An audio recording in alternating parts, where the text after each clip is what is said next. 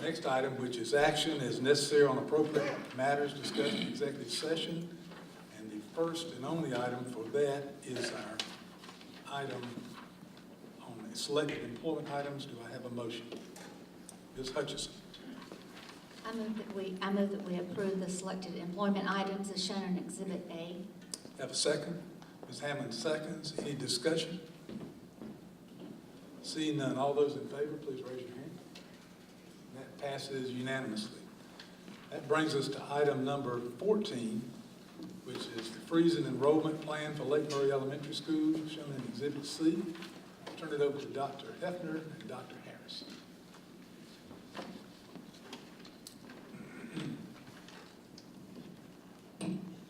Okay, thank you, Mr. Chair. This evening, I would like to just go through very quickly the information we shared with you last month, and how do I make it bigger here? There we go. In terms of our proposal, the administration's proposal, for a plan to address the increasing enrollment at Lake Murray Elementary. Oh, they're going to back there? All right. Next slide, please. There we go. The problem. The number of students in the Lake Murray Elementary School attendance area continues to increase. I believe that is well documented.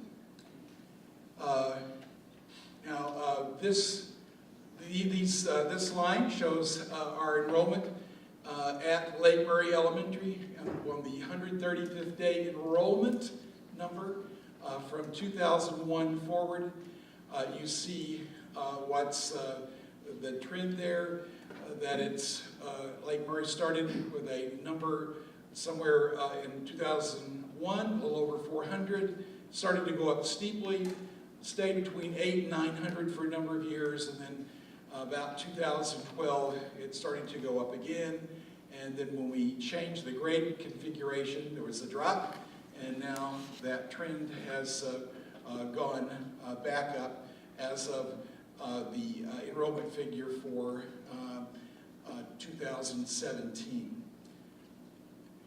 Now, actions which we've taken to help control the enrollment at Lake Murray, there have been a number.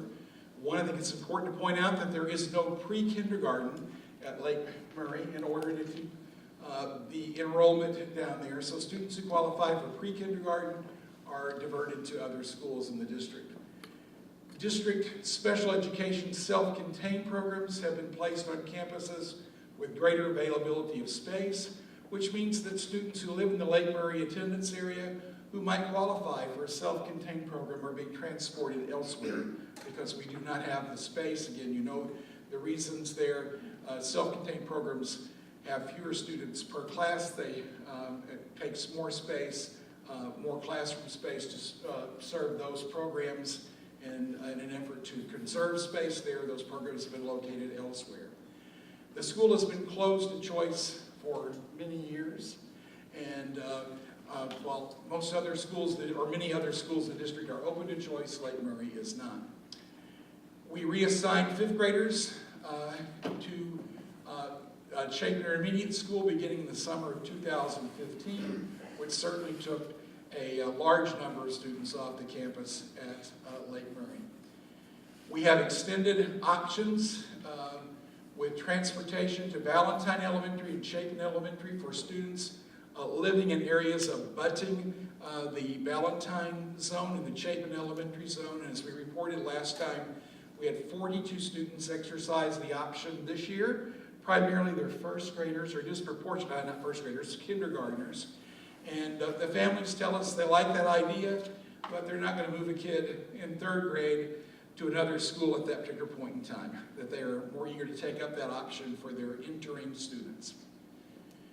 So, let me see, this one shows what our enrollment would have looked like without those options that I just discussed. You see the blue line going up, and at this point in time, we would have well over 1,200, approaching 1,300 students there had we not undertaken all these interventions we've already taken. Now, potential solutions, we try to brainstorm as many as we can think of, and of course the number one is an additional school. That's the most viable alternative. You know where we are on that. We're working on it very diligently, and we'll bring you a funding plan for an additional school within the next couple of meetings. We're working on that very diligently, but again, we know that the soonest we can open an additional elementary school under the best of circumstances will be about 2020. Secondly, increased voluntary transfer options and incentives. That would include, I believe we include in that particular bullet, our enticements of magnet programs and special offerings in other parts of the district. Thanks to our new multi-million-dollar federal grant, we will even have transportation provided for families living in the Chapin cluster to take their students to transport their students to other schools in the district to take advantage of, namely, the Montessori program at H.E. Corley Elementary. And certainly another option is rezoning, which is one is thrown about from time to time. Simply zone people out of the Lake Murray attendance area. As you know, I have strong beliefs about this particular one. I have a lot of experience with rezoning. And what I've learned is that rezoning prompted by the opening of a new school is difficult. Opened, I think it was 22 new schools in my previous district.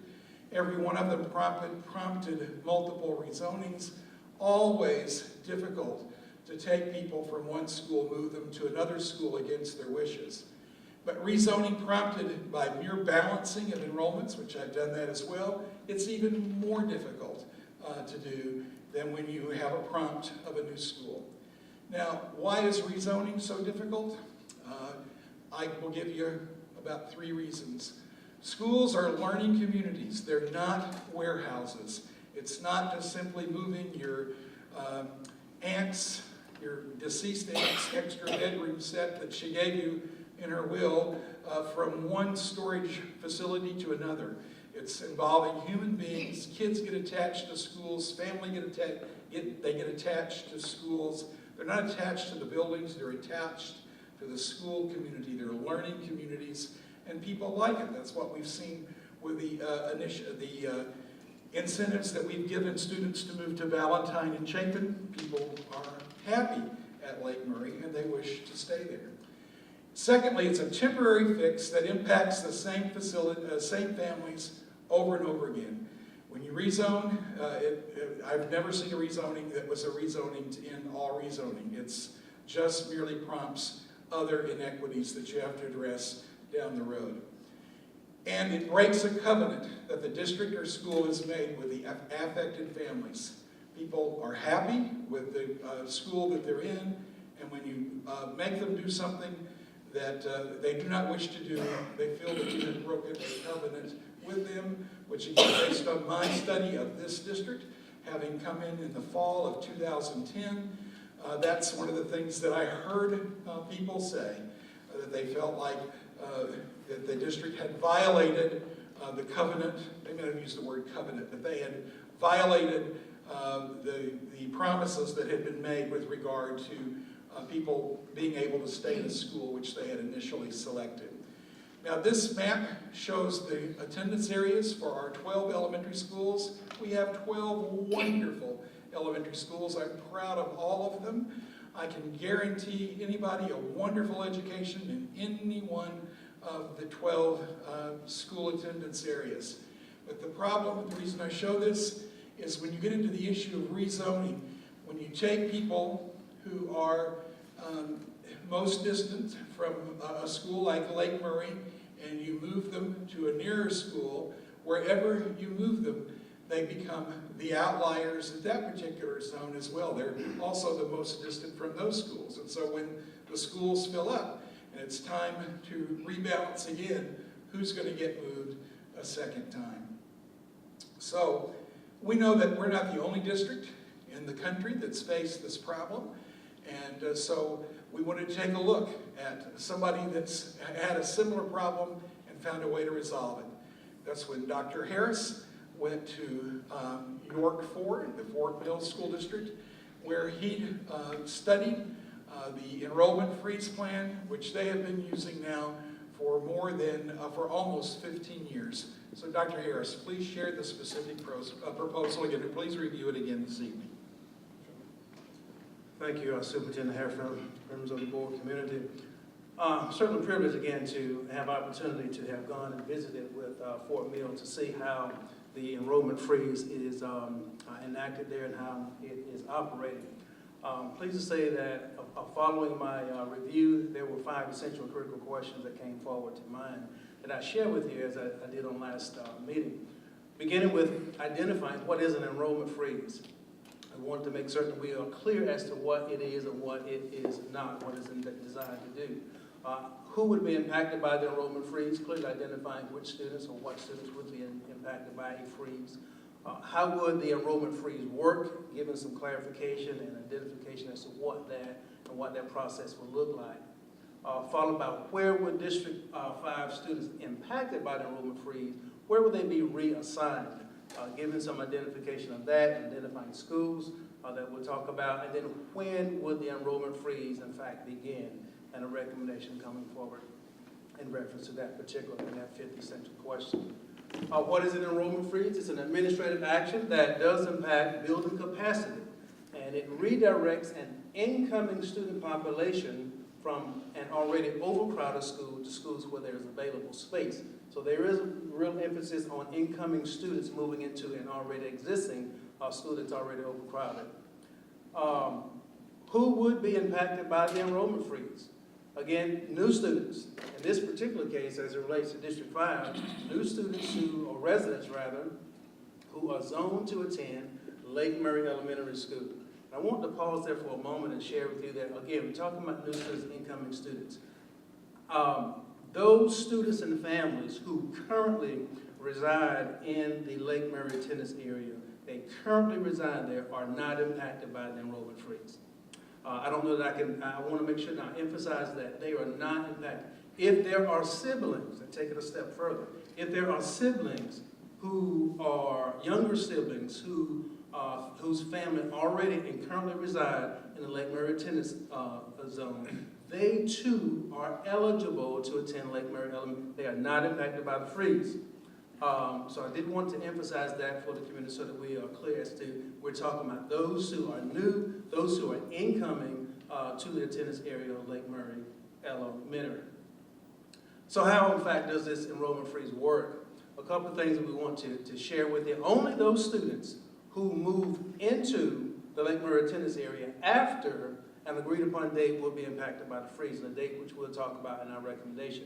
Again, the essential statements, if you will, or phrases that are being used are they're incoming, they're new, and they're moving into the attendance area following a particular or identified date and time. Again, all of these new students that we're talking about, families, will be administratively reassigned to a neighboring school where there is space and capacity in which to receive those students. And with that, we will follow suit with what's already currently in place as it relates to the voluntary enrollment that Dr. Heffernan just spoke of a few moments ago, in which we had the support of our transportation office of providing transportation, in this case optional transportation, will be provided to those students to and from Lake Murray to the identified school in which both morning and afternoon. So we want to make sure that that is a part of, it's optional in that there may be in fact families who choose to or would prefer to drive or transport their students as they typically do now. However, the bus or transportation will be available should families opt for that particular opportunity. Now, where will these District 5 students impacted by enrollment freeze be reassigned? We've identified Valentine Elementary School and Chapin Elementary School, again, for a lot of the reasons that we heard earlier in terms of neighboring communities, kind of butting up against each other and giving some relief to Lake Murray by way of reassignment. Valentine and Chapin L are the 2 identified schools at the current time.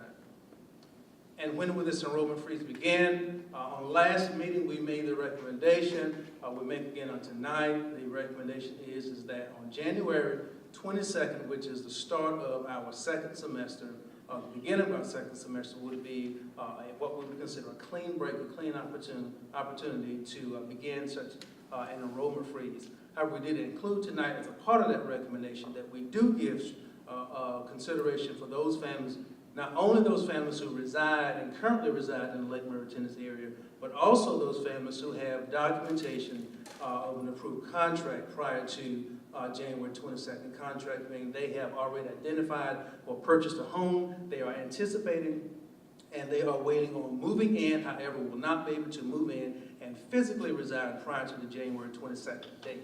However, there is something that would document that they have already gone through the process and procedures of purchasing a home in that particular area. That's what we refer to as documentation of an approved contract prior to that particular date. We felt that that would be a very family, community-friendly way of addressing those who have already gone through the process and have not opportunity to have a choice, if you will, in terms of when they would be able to move into their current facility or current home. So therefore, we are certainly open for any questions that you might have regarding this. I've gone through it fairly briefly, but certainly open to questions you might have. Ms. Hutchinson. On that last one, Dr. Harris, thank you. That was, both of you, that was a great presentation. For approved contract, you mentioned contract on a house.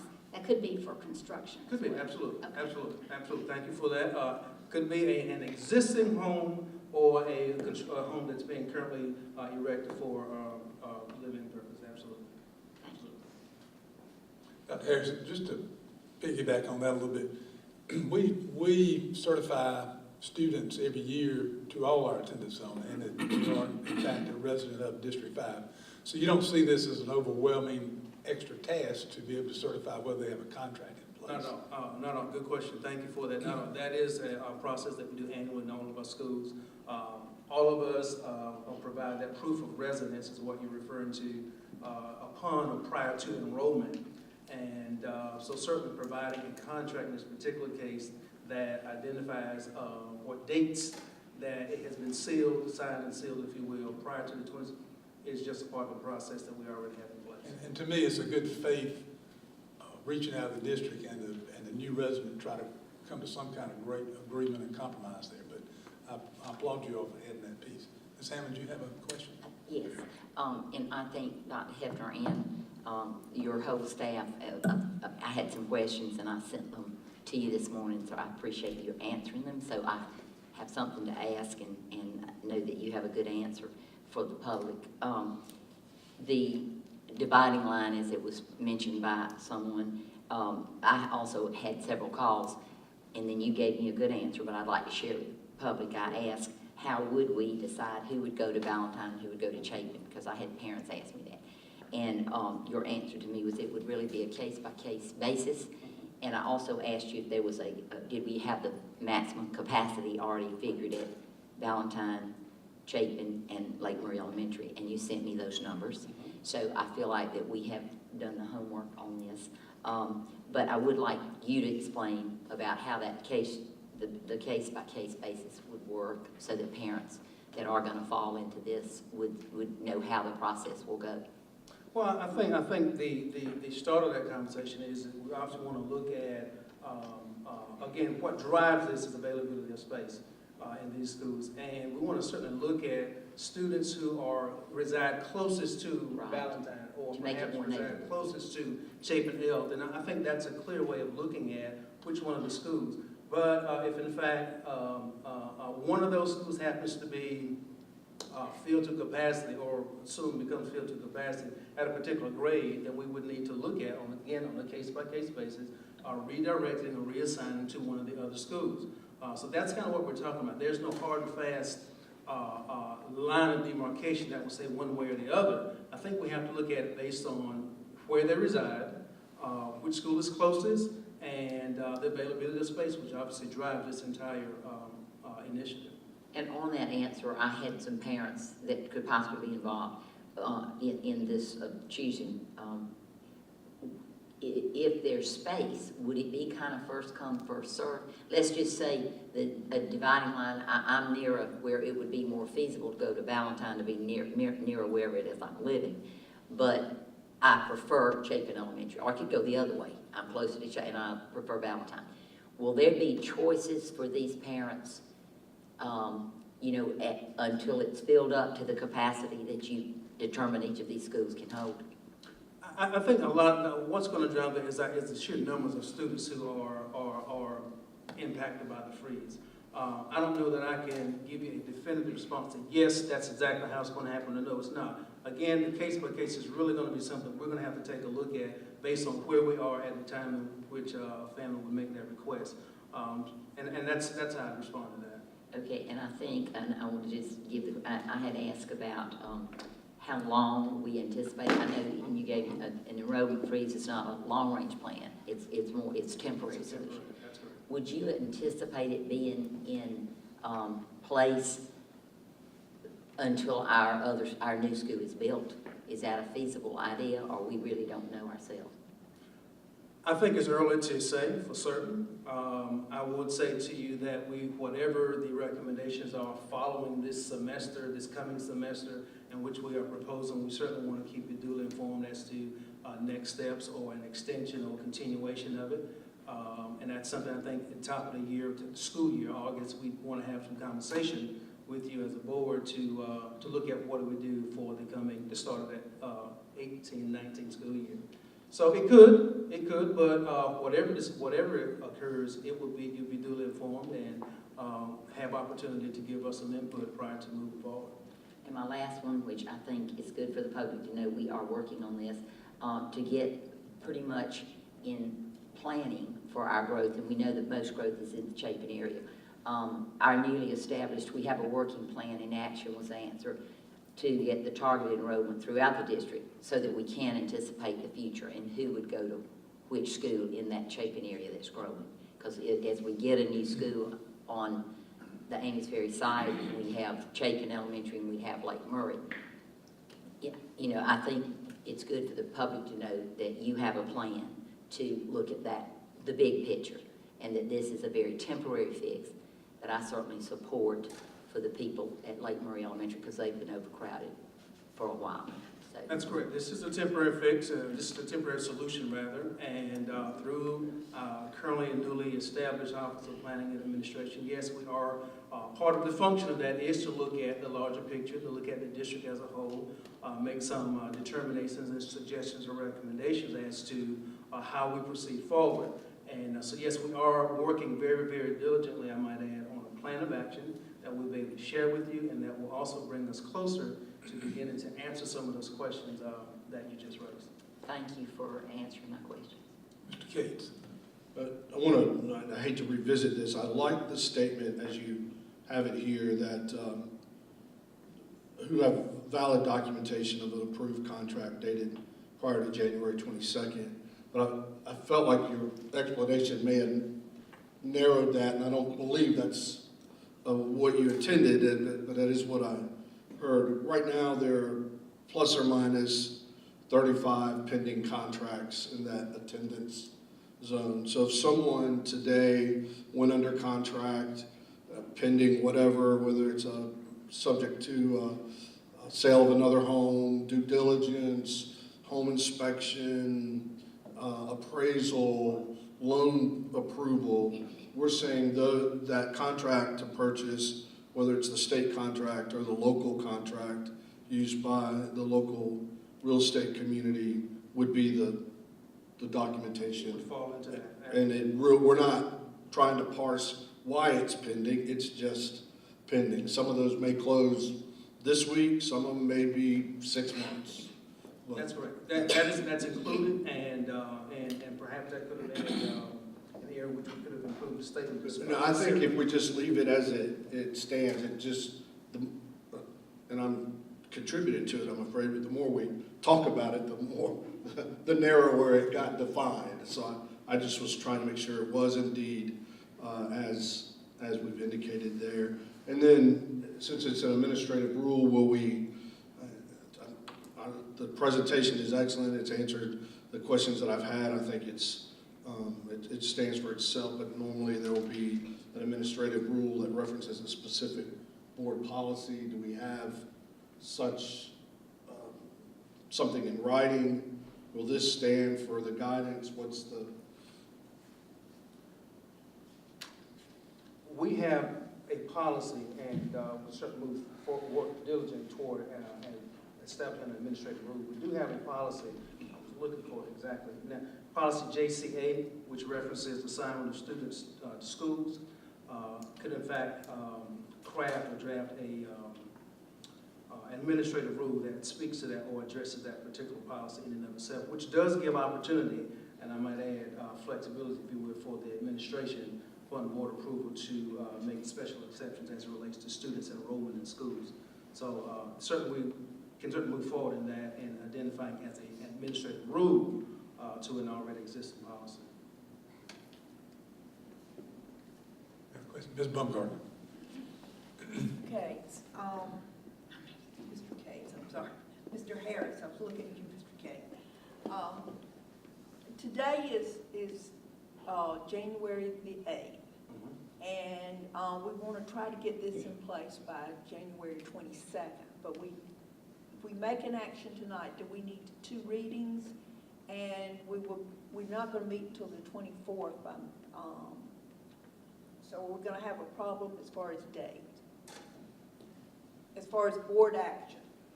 The way I see this is not policy. Oh, okay. This is just strictly, Oh, we're seeking your blessing of this being an administrative action. It is not, we're not changing our policy, we're not changing zone lines, nobody's being rezoned. okay. It's just that we're asking for approval for the administration to implement this particular plan. Thank you. Anything else, Ms. Baumgartner? That's all. Ms. Hammond? I was just wondering, when you said this would, if there's someone that's enrolled there now and then they have younger siblings, they can stay at Lake Murray, correct? That is correct. Do we have any idea of that number? I mean, I know that would mean that's children younger that aren't even in school, so there may not be any way to count that.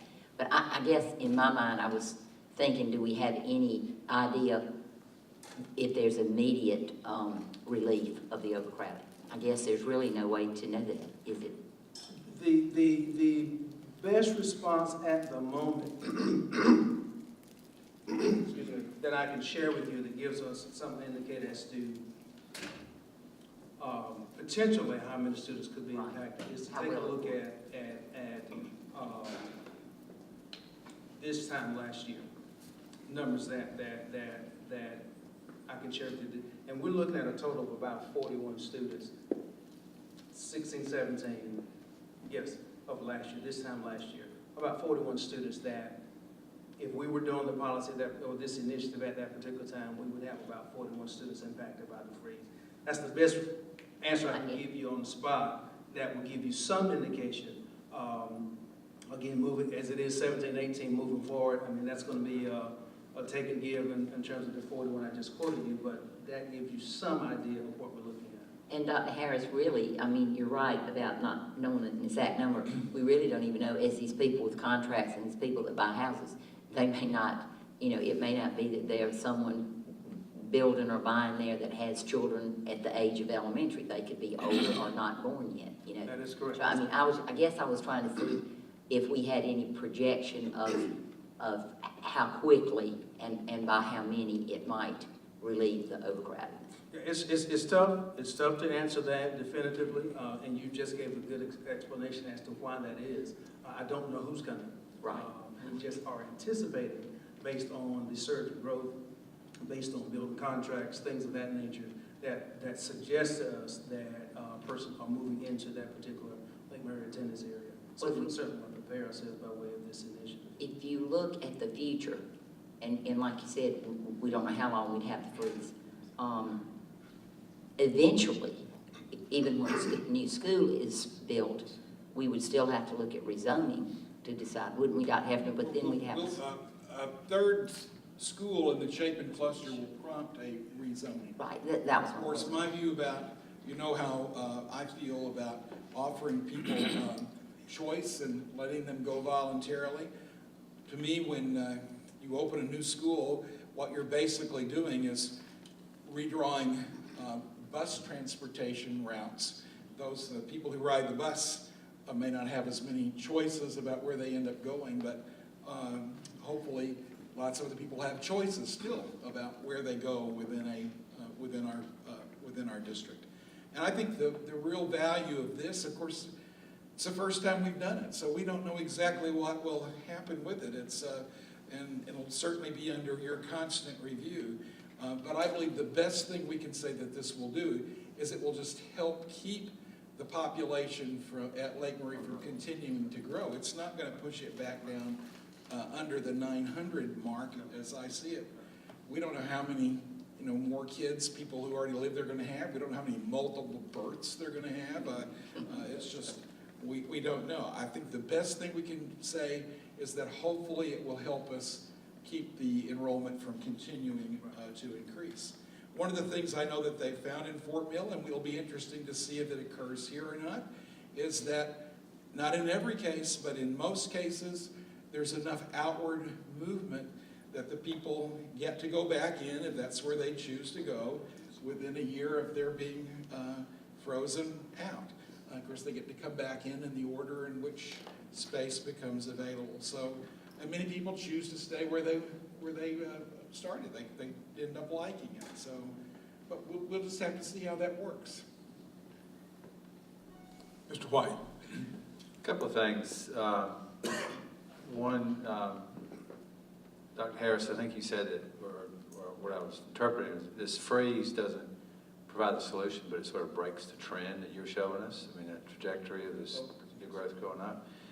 But I think this is the fairest way to deal with an overcrowded school. I mean, 1,000 kids in a school, in an elementary school, is still too many by our standards. I had kids, it was 1,000 kids in my children when they were at this school right here, and they had classes in the hallway till the fire department said you couldn't do that. And so, I mean, it was absurd, but it was something that, once it was relieved, then you realize how bad it really was. So putting more kids in that school doesn't necessarily help those kids that go in that school. But I think it's the fairest thing for people who haven't entered that school yet. But I like the idea that there's another district that's done this for 15 years, so you've got a resource for precedents. If you've got unique questions that arise, you ought to be dialing them up to see how they address similar situations. But I think this ought to be considered going forward for any school, and I think you ought to implement it sooner than it hitting, whatever percentile or percentage we're over. I mean, what is it, 650 or something for our school size for elementary? We don't want it to be more than 750. 750. So we're a third over our. I mean, we ought to implement this sooner, is what I'm saying, or consider it, because you're forcing, and it avoids the difficulties of rezoning, but you're forcing people to places where there may be some capacity. I think that's a much better solution, but maybe we act on it sooner in the future. It is our every plan to monitor all of our schools and to do just that as we see numbers or enrollment nearing that level of projection. We certainly want to bring that to your attention. Mr. Hawksworth. Yeah, just Ms. Harris, Dr. Harris, I think in one of your slides, or Dr. Hefty, you said there are 1,012 students in Lake Murray Elementary at the present time? Is that Not at the current time. at the current time? That was I think that was a slide. Well, that was maybe the slide at the end of last year. Right. It was at a top 1,000, but right now it's at like 960. Our 45th day is right at 967, Okay, 967. based on our 45th day of enrollment. And the intended preferred capacity is 750 is the Max. So if back to the point of which school somebody may want to go to, Valentine Elementary School or Chapin Elementary School, you said that's going to be an administrative decision, correct? So the distance from Lake Murray Elementary School to Valentine is 3.7 miles. Takes about 7 minutes to get there. distance from Lake Murray to Chapin is 4.6 miles. Takes about 8 minutes. Doesn't sound like it should be a big problem as to which school they go to. You're talking about a minute one way or the other. And I guess it depends on where you live, but you're not talking about a big difference in terms of the distance for each school, correct? Based on what you just shared, yeah, there's about I've never tracked it, but I certainly take your word on what you shared with us. That's what Google Maps has told me. Okay, hadn't talked to her yet, okay. Anyway, back to Mr. White's point, and I agree certainly with what's been said. It is it's a temporary solution, first of all, is what you said earlier. That is correct. And then the point that you've got a school that's been doing it, a district been doing it for 14 years. So obviously something's been going on right there, and for them to have been doing it that long. So I think Yes. the sooner we act on this, the better. That's The better we get some relief from it. Thanks, That's sir. what we're looking forward to. Ms. Hammond? I have one last question, and Mr. Hawthorne inspired me to see that. It's 967 about at Lake Murray. Now, but right now, what's our current enrollment at Valentine? I was just curious, between Chapin and Valentine, how much? I'll share with you our 45th day enrollment, which I think is the fairest way to respond and give you accurate data, which is also consistent with what's with our State Department as well. So 45th day enrollment at Valentine was 589. Okay, and then what's Chapin Elementary? And Chapin Elementary was at 730 on the 45th day enrollment. So we couldn't really, could one of our criteria be, because we want to try to keep it to the 750 where we could, from your point, would it be fair for more people to go to Valentine because it has less, or that's not fair? I mean, I'm asking. Just on numbers, I'm just looking at numbers. Let me see if I can qualify that just a little bit. These numbers that I just shared with you, the 45th day in a row. These numbers are based on how schools are currently being used, okay? How space is currently being used. So there is opportunity for schools to take a look at the space that's within a school and to address it that way. We would not have to, well, we could still work with what we have, if that makes sense. So, in other words, classes, space in the school can be repurposed and still used as classes, which we can still continue to accommodate students. So the numbers that I'm sharing with you, 45th day in enrollment, our capacity, are all based on how schools are currently using those facilities. Notwithstanding that there is opportunity to kind of repurpose it within to add, be able to serve and receive additional students should they need to. Thank you. Dr. Harris, I appreciate all the review of this and the questions, Ms. Hammond. I appreciate the questions you submitted today and the questions have been asked. I think it almost totally addressed the concerns we had, and our public participants tonight covered those very well. But I got an email yesterday from a gentleman that we corresponded a little bit. He had several concerns, and one of them was that I don't think's been addressed. Number one, he realized that I think that the real solution was a new school. It was two to 3 years in his estimation away. But one of the concerns that he had was how it will impact our students in terms of increased time of transportation. I think we're right on the cusp of that right now, and which might result in a reduced time of instruction. And I don't know if we addressed that, how Fort Mill addressed it, but he seemed to think that Fort Mill may be having an issue with that themselves. I don't know that, but he addressed that to me in an email. But can you address that with your findings? Absolutely. One of the things that I found upon visiting, we're talking with Superintendent Epps, Chuck Epps there, and their assistant superintendent and others, and even subsequent conversations, that yes, Fort Mill, they are having some issue, if you will, with lost instructional time, either on the front end or back end of the school day. Based on our current bell schedule, based on our current transportation routing and system that we have in place, that does not appear to be an issue for us. We are well within the time frame of the start of school as well as the close of school, and students are meeting that without issue.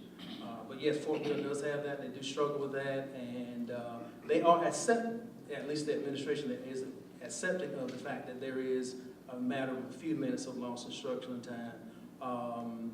they think that the initiative certainly outweighs the couple of minutes on one end or the other of the school day. But that's not going to be an issue for us. I've had conversations with transportation, looking at that as recent as today prior to this meeting, and it looks like we're going to be well within the time frame on the beginning of the day and not losing anything on the end of the day.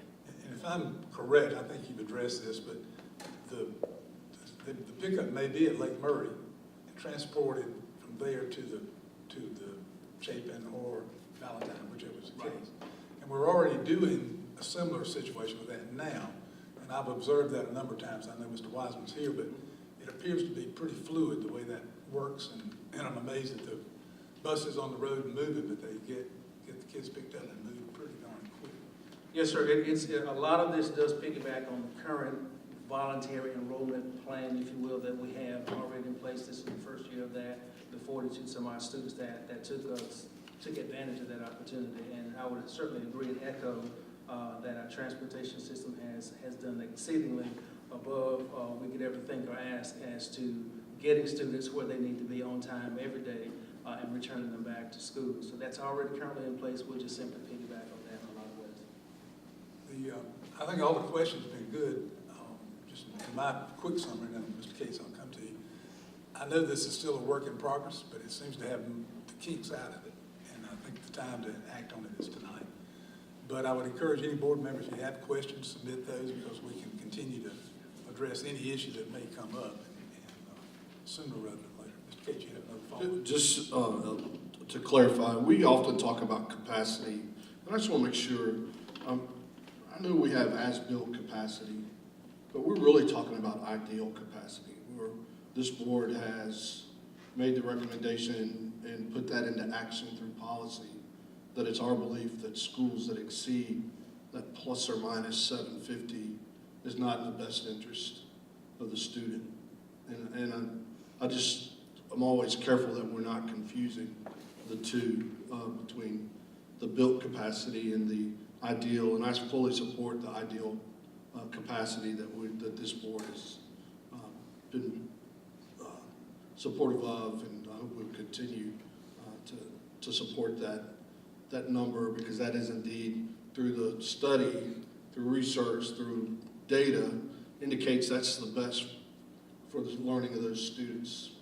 I like the label you put on ideal capacity. That's good. We might want to use it. Mr. Gant, can I add a comment to that? Yes, I'm going to go to Ms. Hammond and come to you because she had her hand up first, okay? And then we'll let you comment. I know you will. My original question, but Mr. Cates made another good point I thought about. In one of my questions, I was asking that you answered for me today, how many portables are at each school? And I think if this is right, Lake Murray Elementary has 16 at the time, right now, and Chapin has 11. But does Valentine have any? I don't know if it was marked off. It didn't come through when it has two. Thank you. So my question would be, would we, with this freeze, if we ended up having more that went to Chapin or to Valentine, either one, the two that we're going to send them to, do we anticipate if we needed to buy more portables? Does that? My recommendation would be, rather than buying more trailers, that we look at other options. Great, and I wanted to hear you say that. Good. I'm concerned about the number of trailers we have at Lake Murray Elementary right now.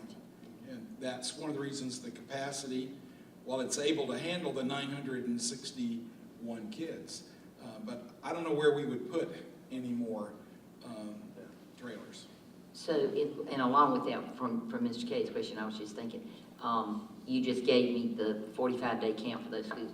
What is the capacity at Valentine Elementary in Chapin where we would be moving? Do we have a built capacity that's already there that the amount it could hold? The Get us to the new school. let me make sure. Ask Okay, the question. say like right now, Valentine Elementary has 589, okay? What's the capacity there? And will we use that when you're deciding who goes where? The current program capacity, based on how it's currently being used, extending from a 2016 study, is at 751 Okay. for Valentine Elementary School. That's the current capacity based on how it's currently being used. And Chapin Elementary has 730 now, and probably their capacity's around that 751 or so. Their current capacity, based on how they currently use that particular facility, is at 822. And then we know about I'm getting all that. It helps me because I support this to, you know, as a temporary fix, and I think it's needed. And I agree with acting on it sooner rather than later. But I think it's good to get all of these facts for the public, who's going to be involved and who's going to go where. And so they know we've looked at numbers, we've looked at capacity, and we're doing what's best for their kid, you know, even if they don't like where they end up being. And hopefully they'll love whichever school they're. But I think anytime you know, that there's a choice, people are going to have a choice no matter what it is you think where they live they ought to go. So I think the more facts we have, the easier it is to explain why. Mr. White, you've been patient. Thank you. Yeah, I wanted to add on to something Mr. Cate said, and maybe it's just the phrase of built capacity, but we literally spent years going around in a circle over built capacity versus, I think at that time, a lot of the principals referred to as program capacity, because sometimes programs will dictate how you utilize space. But it really wasn't ideal. When we set these ranges in 2002, there were best practices around the country. I think some states mandate, I think Florida's one of those that mandate school size. We didn't pick the smaller end of the range. We kind of hit the midpoint because we were trying to balance all the competing objectives. So I refer to it as a best practice, and it's sort of the mid-range of what we adopted, what people were doing. But the issues, because we literally went around in circles for years, and some of the people that would come and insist that we use certain, you know, architectural capacities seem to forget the answers because they keep coming back and raising the same question through different elections and different board members, et cetera. But the common problem that emerged with just putting the kids in the schools is, at some point, and this school is a good example, you're going to start feeding them at 10:30 in the morning, and you're going to finish at 3:30 in the afternoon. I mean, and then you don't have, you know, the demands on the bathrooms and other facilities. And then when you start putting them out on the lawn and trailers, then the security becomes a heightened concern. So I mean, there's a lot of reasons why the best practice was adopted years ago. But the other thing that you may find entertaining, but we did hear program capacity a lot because there were some things, but it finally evolved as we were getting into the third referendum where we really pinned this thing down. There were citizens committees with faculty that walked the schools and tried to resolve this once and for all.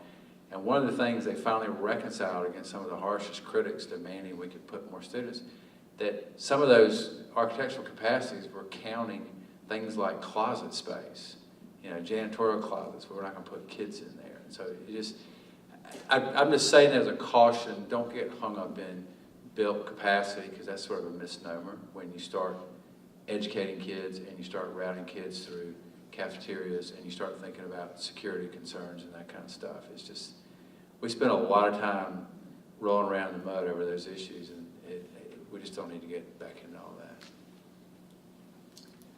Okay.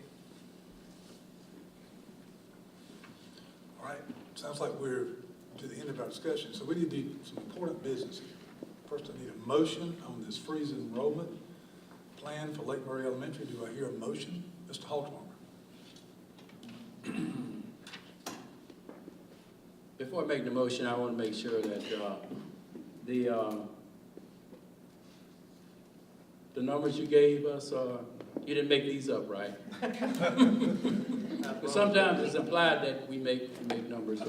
I promise you that these numbers in which I shared came from. We were accused of using false numbers today. So these numbers are real, right? They're not fake numbers? They're not fake numbers. They come from a real extensive studies that was conducted most recently in 2016. So that's where I'm sharing with you tonight. Yes. I make a motion that that we approve the freeze and enrollment plan that has been presented for Lake Murray Elementary School located in Exhibit C. We have a second. Baumgartner seconds. Any further discussion? Seeing none, all those in favor, please raise your hand. That passes unanimously. Before we get to our next item, I've just been reminded that we need to recognize our student videographer tonight. And Ashlyn, will you help us do that, or? This is Jake Boyle. He's one of my Media Tech 3 students. And, yep, Jake's good one. Jake, we appreciate you being here. Before you leave, we want to give you a golden ruler. Here it comes. And it is 10 karat gold. That is actually fake news, I just.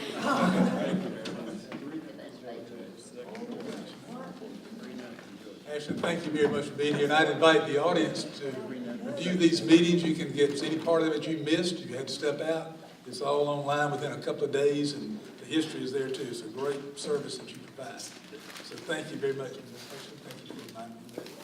So, we had a motion passed unanimously. That brings us to item number 15, which is to adjourn. Ms. Baumgartner? I move that we adjourn. We have a second. Ms. Hammond, seconds. Discussion, seeing none, all those in favor, please raise your hand. And thank you all for being here tonight. Thank you for having us at River Springs.